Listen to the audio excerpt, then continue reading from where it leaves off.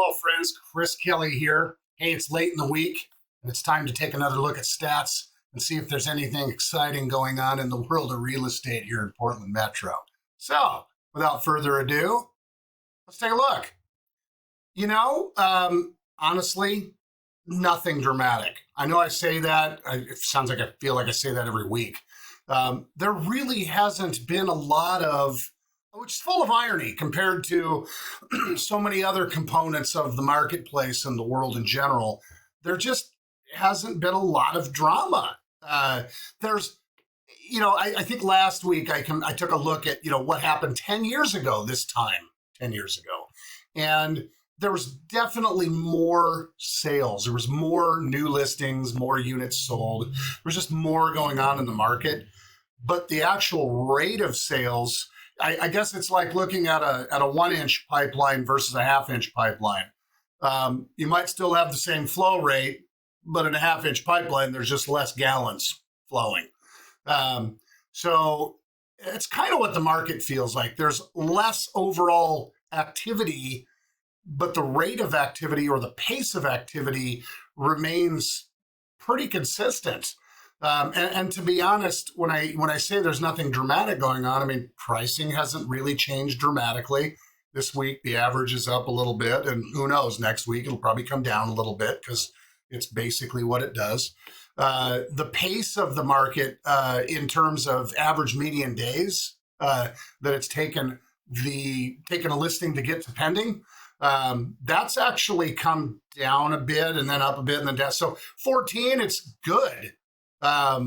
56 is the average. So, you get the occasional house that's been on the market 300 days. I just talked to an agent friend who has a property that's been on the market 500 and some days. I mean, I've certainly had those. So,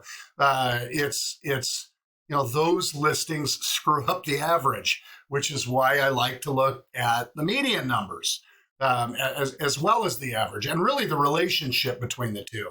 So you go back here to 2022, 2021, 5 days on 20 days. Well, 14 times, what's that? 5 times 4. So 14 times 4, it's actually relatively similar, that ratio of median to average. So it's just that back here, everything was fast. Everything was going at a faster pace. Now, everything's going at, by and large, a good pace. And that's largely encouraging. Are there segments of the market that are behaving differently? Yeah, absolutely. Some condos, we have a couple of we have 2 or 3 condos listed right now, and all of them are having a challenging time for various reasons. They're not exactly the same kind of condos. But they're all having a challenging time. So I have some more niche, relatively expensive property. Those are having a harder time. If you have a 3-bed, 2-bath ranch in suburbia, outer Portland, Gresham, Tigard, Beaverton, going the other direction, those are a no-brainer. They're going to sell, and they're going to sell quickly. They always do. We have multiple buyer clients constantly looking for those. And when we find one that's really an 8 or a 10, as I always say, they got multiple offers, they're going up and over. So there are niches of the market that are really moving along, and there's niches of the market that are really not moving along. But by and large, when you average it out, it's a pretty decent pace, to be honest. So here's what I would say. And I just thought, I was listening to a podcast this morning on a walk, and I've heard this information before, but sometimes things just resonate differently. And I was listening to Brian Buffini's talking to a younger podcaster. He went on this other podcaster's show, and he was really talking about, the fact that the average first-time home buyer is 38, which is hugely later in life than it has been historically. The guy's like, well, why do you think that is? And, and I think people have we just can't do it mentality. And this is what Brian had to say. He goes, this is a fact.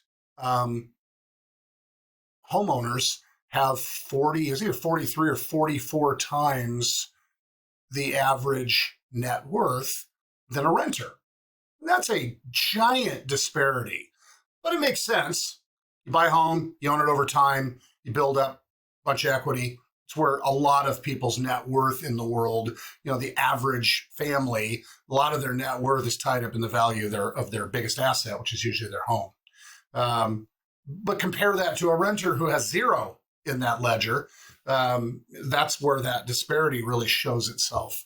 What else did he say? He said 80% of millionaires' wealth has always been and will always be made in real estate. So, people get hung up, and he kind of talked about this. People get hung up on sports betting and crypto and all this other, I don't want to say nonsense, but yeah.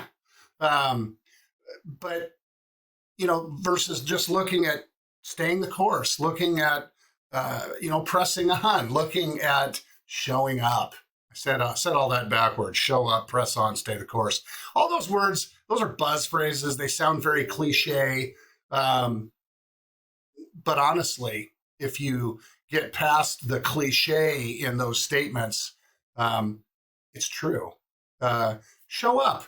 And what does showing up mean as a buyer or a seller, or as a person in the real estate market? Showing up means, get on the horse, get on the merry-go-round. One of my clients said that it's a few years ago to his daughter. Get on the merry-go-round. Doesn't matter what seat you get, just get one. Boy, that is sage advice. Hugely sound advice. And that's the thing. We see a lot of folks like, we're waiting to get exactly what we want, and it's going to take us a long time, if ever. Well, that's foolish. You're better off buying something that you don't love and trading up over time to get to the place where you're living in something that you do love. And I say it that way on purpose. Real estate is something that's worth money and it appreciates. It's an asset class. We have a net worth surrounding it, like I was just saying, but it's where you live, and you got to love where you live. You should want to love where you live. But you don't always get that the first go. You don't always get the Taj Mahal at your first at-bat. So it's better to get started and to move up the ladder than to never start up the ladder. And that's the point in all of that. In my business, I show up. That's the one thing that people probably say about me the most is you get it done. You get there every day and do what you do. Doing this, I do this every week. I have never missed a week since I started this 5 years ago. It's a little over 5 years ago. It's a big deal to me. I decided that it was a big deal, and that's it. So that's showing up. And doing that has, availed a lot of positive comments. Hey, really, we appreciate what you're doing. And I'm glad that people do. I just, doing what I do for a living, I want to help people. It's a big deal to me. So, getting people over that hump of we can't do it. Sometimes it's a matter of sacrifice, to be honest. Am I going to, I always say top ramen live, but am I not going to have Starbucks 5 days a week so that I can save money, so that I can come up with a down payment? Sounds menial, like, come on, it's nonsense. I think the example Brian gave in this podcast this morning was one of his contractors that he brought along since he was a 22-year-old young man, worked every Saturday for, it was like 10 years. And the Saturday money he kept aside, and that became a down payment on a fourplex. And he eventually improved that fourplex, built it up, rolled it forward, sold it, did an exchange into an eightplex on the ocean. And, 10, 12 years later, whatever it was, went from having nothing to really having a fortune. And that's just simply showing up, doing the work, staying the course. It's not sexy.